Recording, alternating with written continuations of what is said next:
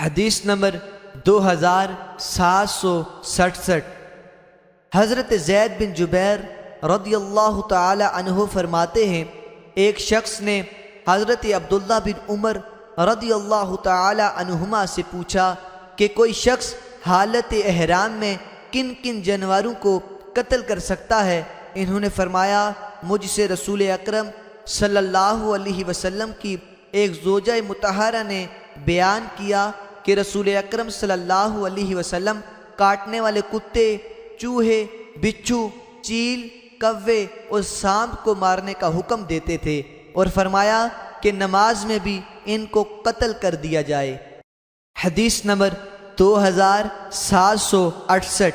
حضرت ابن عمر رضی اللہ تعالی عنہما سے مروی ہے، رسول اکرم صلی اللہ علیہ وسلم نے فرمایا، 5 جانور ایسے ہیں جن کو قتل کرنے میں محرم پر کوئی گناہ نہیں: کوا، چیل، بچھو، چوہا اور کاٹنے والا کتا۔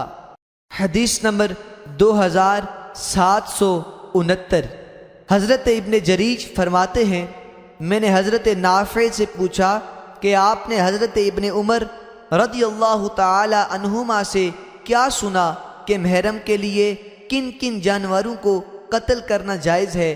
تو حضرت نافع نے مجھ سے فرمایا، حضرت عبداللہ بن عمر رضی اللہ تعالی عنہما فرماتے ہیں، میں نے نبی اکرم صلی اللہ علیہ وسلم سے سنا، آپ نے فرمایا 5 جانور ایسے ہیں جس کو قتل کرنے میں قتل کرنے والے پر کوئی حرج نہیں: کوا، چیل، بچھو، چوہا اور کاٹنے والا کتا۔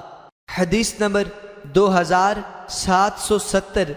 متعدد اسانید سے امام مسلم روایت فرماتے ہیں، وہ تمام راوی بواسطہ حضرت نافع حضرت ابن عمر رضی اللہ تعالی عنہما سے اور وہ نبی اکرم صلی اللہ علیہ وسلم سے اسی طرح روایت کرتے ہیں۔